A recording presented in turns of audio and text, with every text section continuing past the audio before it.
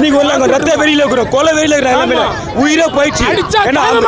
போலீஸ்னால இவ்வளவு பிரச்சனை எங்களுக்கு. இந்த பத்திரிக்காரங்க போலீஸ்காரே கேப்டன் மன உளம் செத்ததே இருந்தால்தான், மன உளைச்சல் துரோகம் பண்ணாதே கேப்டன் செத்துருக்கே மாட்டாரு. சிம்மா வாங்கின அவரு, சிங்கம் அவரு. இந்த உடம்பு இந்த அளவு கண்ட்ரோல் வச்சு உடம்பு துரோகத்தானே பத்திரிக்கை செத்துதான் அவரு. இதே ஆளுங்கட்சி தலைவர் சாகும் போது அந்த ரோடு எல்லாம் பிளாக் பண்ணி பேரிகார்டு போட்டு, இதே வந்து அம்மையார் சாகும் போது அந்த ரோடு எல்லாம் ஏத்துக்க முடியாது, பிளாக் பண்ணீங்களா? ஏத்துக்க முடியாது. தலைவன் என் தெய்வத்தை ஏந்துட்டு பேச முடியாது. உள்ளுக்குள்ள ஆதங்கத்தில் இருக்கிறேன், என்னால் பேச முடியாது. கோயம்பேடு பிரிட்ஜுக்கு முன்னாடி பேரிகார்டை போட்டு ஆஃப் பண்ணுங்க. நீங்கள் ஆஃப் பண்ணலைன்னா நாங்கள் ஆஃப் பண்ணிடுவோம். இதை நான் என் தலைவன் பாணியிலே சொல்கிறேன். நீங்கள் ஆஃப் பண்ணலாம், நான் ஆஃப் பண்ணுறேன். எனக்கெல்லாம் கார்டு எடுத்து கொடுத்தாரு. எல்லா பேருக்குமே நல்லது அள்ளி கொடுப்பார். வல்லர் அவர் என்ன நாளைக்கு ரொம்ப பிரகாரம் நல்லா பார்த்தார், எல்லாரையும் நல்லா கவனிச்சுக்காரு, எல்லா மக்களுக்கும் அள்ளி கொடுத்தாரு. இவ்வளோ நாள் அவர் இருந்தது கடவுள் செயல். நல்லபடியாக மோசமாகணும், நல்லா இருக்கணும். அவர் நல்ல மனுஷன். அவருக்கு எல்லாம் கார்டு எடுத்து கொடுத்து நான் கஷ்டப்படும் போதெல்லாம் எதுவும் செஞ்சு எங்களுக்கு பிள்ளைகளெல்லாம் காப்பாற்றுறேன். நல்லபடியாக இருக்கணும்ப்பா. 5 பைசா இல்ல, நாங்க அரசியல்ல இருக்கிறோம். அரசியல்ல இருந்தாலும் நாங்க எங்களுக்காக ஒரு ரூபாய் நாங்க அவங்க கிட்ட நாங்க வாங்கல. எங்க காசு, எங்க உழைப்பு யாருக்காக? என் கேப்டனுக்காக தான். கேப்டன் தொண்டர்கள்ன்றது நான் ஒரே காரணத்தினால தான் பஸ் கிஸ்லாம் போய்கிட்டு இருக்கு. இன்னும் தமிழ்நாடு ஃபுல்லாக பஸ் கிஸ்லாம் இப்போ போயிட்டு இருக்குன்னா கேப்டன் தொண்டர்கள்ன்ற ஒரே காரணம். எங்கள் தலைவர் எங்களை ஒழுக்கமாக வளர்த்துருக்காரு. தொழில்முகத்திக்காரன் எங்கேயுமே ரவுடிசம் பண்ண மாட்டான், கட்ட பஞ்சாயத்து பண்ண மாட்டான், எந்த ஒரு கெட்ட விஷயத்துக்கும் போக மாட்டான். காரணம் கேப்டன் மட்டும்தான். நாங்கள் கேட்கறதுலாம் ஒன்று தான், அரசு பொது விடுமுறை அறிவிக்கணும். அதே மாதிரி கேப்டனுக்கு பீச்சில் இடம் கொடுக்கணும். அப்படிப்பட்ட தலைவருக்கு, தமிழக மக்களுக்கெல்லாம் சாப்பாடு போட்ட தலைவருக்கு பீச்சில் இடம் கொடுக்கணும். வார வரைக்கும் எந்த பிரச்சனையும் இருக்கக்கூடாது. கூட வந்து கொஞ்சம் பார்த்துக்கண்ணா, கொஞ்சம் கூட வாங்கணும். ஏன்னா கொஞ்சம் ப்ளீஸ் காலைல கூட வாருனேன்.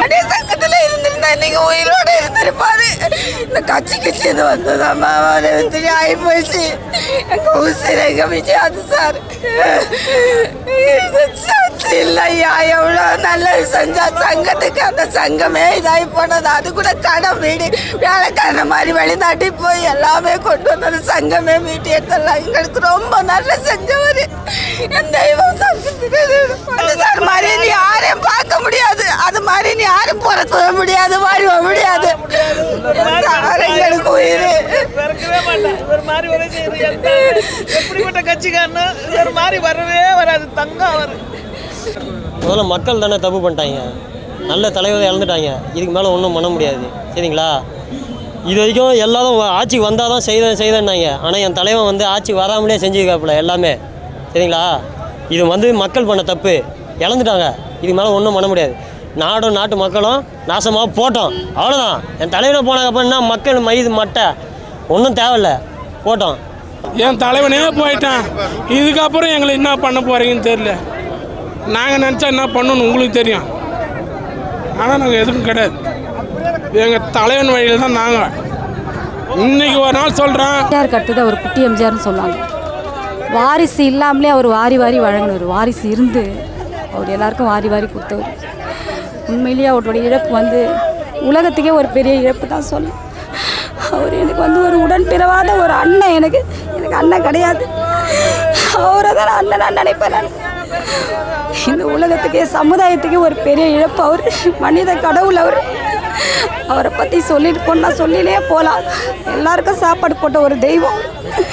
எம்ஜிஆருக்கு அடுத்ததாக சொல்லலாம். ஆனால் எம்ஜிஆர் வாரிசு இல்லாமல் வழங்கிட்டு போனார். இவர் வாரிசை வச்சுக்கினே தனக்குன்னு எதுவுமே இல்லாமல் உலகத்துக்கே அவர் அர்ப்பணித்து வாழ்ந்து ஒரு கட்சிக்காக மட்டும் இல்லை, சினி துறையில் எந்த மனுஷங்கள வாயிலையும் ஒரு நெகட்டிவான கமெண்ட்ஸ் இது வரைக்கும் பார்த்ததே கிடையாது, நான் கேட்டதே கிடையாது.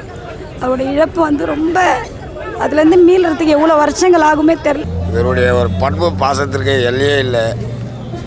மிகப்பெரிய மாமனுஷன். அதாவது வந்து ஏழைகள்லாம் அந்த வறுமை ஒழிப்பு திட்டத்தை கொண்டு வந்தவரே இவர் தான்.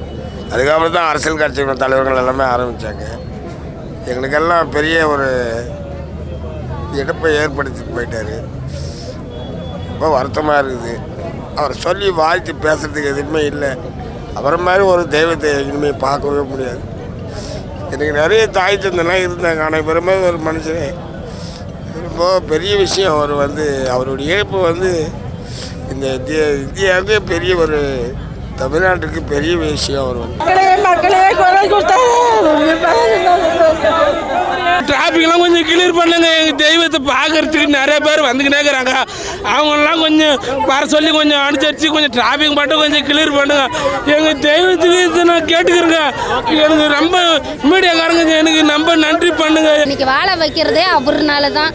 இன்னைக்கு நல்லா இருக்கிற மக்கள் ஏழை பாலை எல்லாமே உதவி செஞ்சுருக்கிறாரு. அது மட்டும் கிடையாது, இன்னும் டப்பிங் யூனியனுக்கு நாங்கள் டப்பிங் நம்பரு, நடிகர் சங்கத்துலேயும் நம்பர் தான்.